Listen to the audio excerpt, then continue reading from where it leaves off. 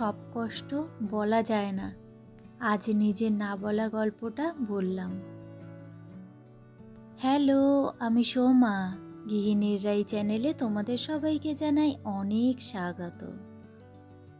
ঘুম থেকে উঠেই জামা কাপড় চেঞ্জ করে চলে আসলাম দাঁত ব্রাশ করতে। আর এদিকে দেখো, চুলটা আমার কতটা বড় হয়ে গেছে। এই না সেদিনকে কাটলাম, সামনেই বিয়ে বাড়ি আছে, তার জন্য ভাবছি চুলটা আবার কাটবো। আর এখন সময় হচ্ছে সকাল 10:30। কেন এত লেট করে ব্লগটা শুরু করলাম বলো তো? মেয়ে গেছে হলো 7:30টার সময় বাড়ি থেকে বেরিয়েছে, তার আগে ঘুম থেকে উঠেছে।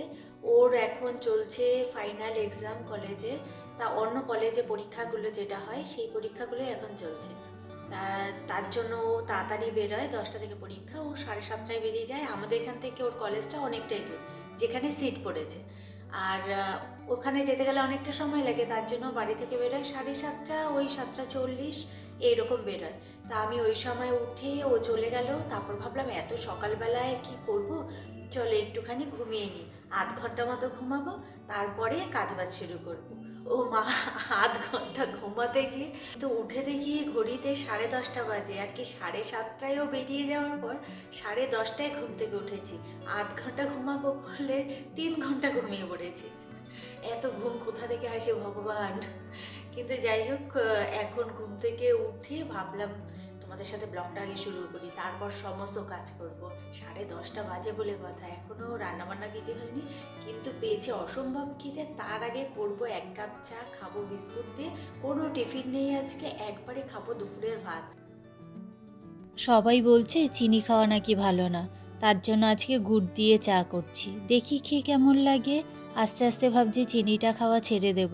আর জানো তো, চা করলে আমি একটু মিষ্টি বেশি দিয়ে তবেই চা করি।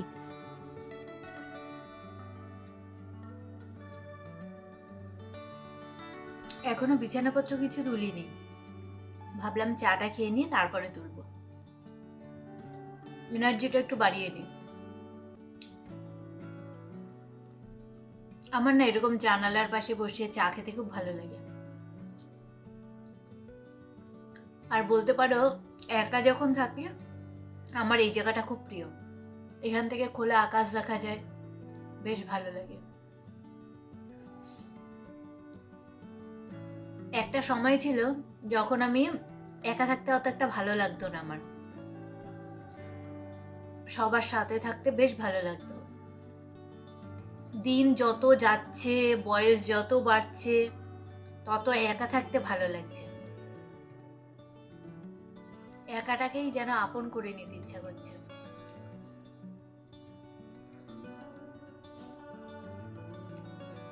যারা একা থাকতে শিখে যায় তাদের জীবনে প্রবলেম কম, সমস্যা কম। কিন্তু এই একা থাকতে সবাই পারে না, থাকতে কষ্ট হয়, কিন্তু একবার শিখে গেলে হলো। এর মতো আনন্দ কিন্তু আর কিছুতে নেই।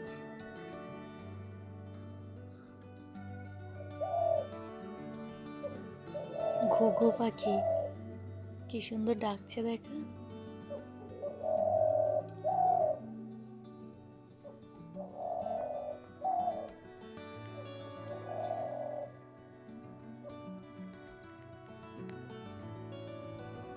যা,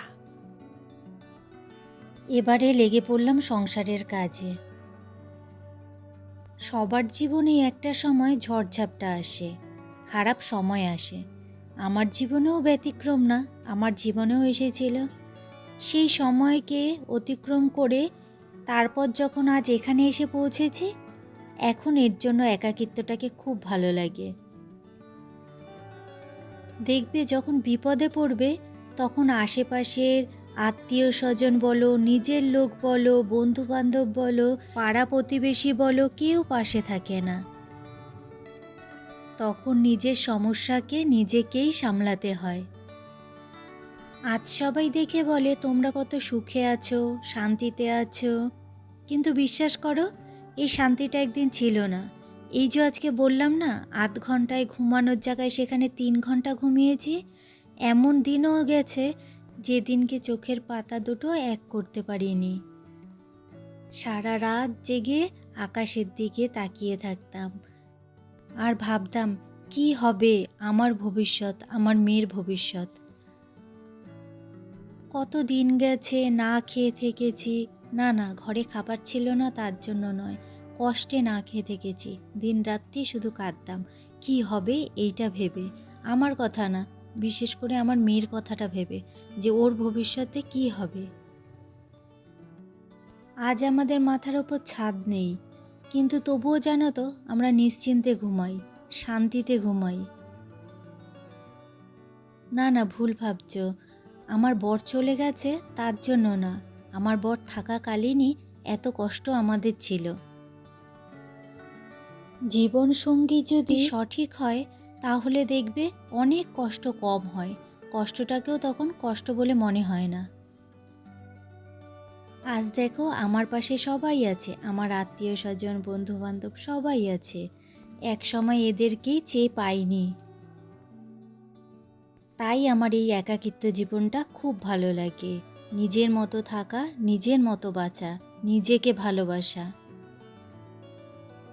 একটা সময় টাকা ছিল, ঘরে প্রচুর জিনিসপত্র ছিল, বলতে পারো সুখ একেবারে উপচে পড়ছিল, কিন্তু শান্তি ছিল না এক ফোঁটাও।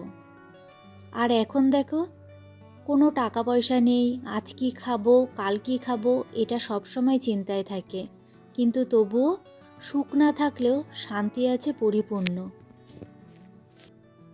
মাথার ওপর ছাদ নেই ঠিকই, এই ঘরটা আমাদের নিজেদের নয়, কিন্তু দেখো তারপরেও কি শান্তিতে বসবাস করি।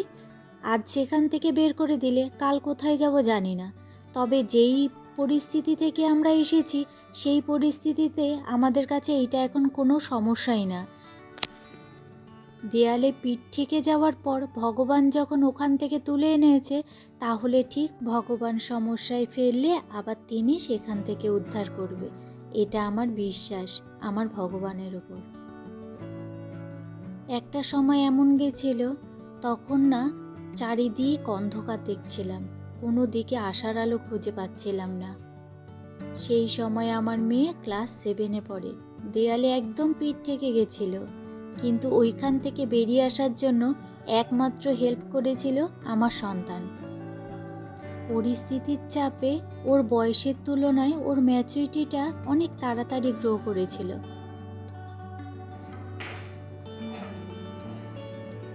রান্না করছি তোমার ডিমের ঝোল, আর আজকে তোমাদের সাথে কোনো কিছুই রান্নাবান্না শেয়ার করিনি। ডিমের ঝোল আর কি শেয়ার করব, আর এছাড়াও এতটা লেট হয়ে গেছে, এর জন্য ভাবলাম রান্নাটা অফ ক্যামেরাতে করে নিই, তাতে তাড়াতাড়ি হয়ে যাবে। আর ডিমের ঝোল এখানে হয়ে গেছে, এখন নামাবো। আর ভাতও হয়ে গেছে, আজকে রান্না শুধু ডিমের ঝোল আর ভাত, আর কিছুই না। দুখানা ডিম রান্না করেছি, আর আলুর সংখ্যা বেশি, কারণ আজকে ছিল দুখানাই ডিম ঘরে, তাড়াহুড়ো করে সেটাই রান্না করলাম। রাত্রিবেলাতে কি খাবো সেটা রাত্রেই ঠিক করবো, এবেলাটা তো ঠিক করি।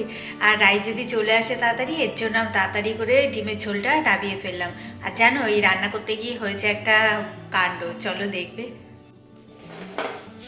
এই দেখো, দুধ পড়ে কি অবস্থা, তাড়াহুড়ো করে রান্না করতে গেলে এরকমই হয়। কি অবস্থা, দুধ পড়ে দেখেছো, পুরো নিচটাও ভর্তি।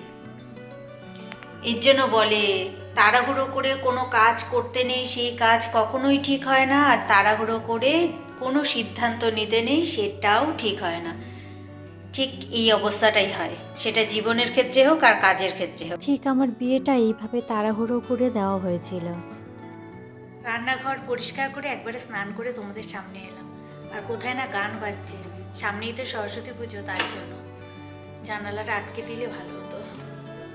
যাই হোক, পরে আটকাচ্ছি। গ্যাস পরিষ্কার করে কাউন্টারটা ভালো করে পরিষ্কার করে তারপরে গেছিলাম হলো স্নান করতে। এখন খেয়ে নেবো ভাত। চলো তাহলে আজকের ভিডিওটা এখানেই শেষ করছি, দেখা হচ্ছে তোমাদের সাথে আবার অন্য কোনো দিন অন্য কোনো ব্লগের সঙ্গে। তোমরা সবাই ভালো থেকো, সুস্থ থেকো আর সাবধানে থেকো। আর ভিডিওটা যদি ভালো লাগে তাহলে একটা লাইক, একটা কমেন্ট করো, আর সাবস্ক্রাইব করে আমার পাশে থেকো। চলো তাহলে আজকের মতো টাটা।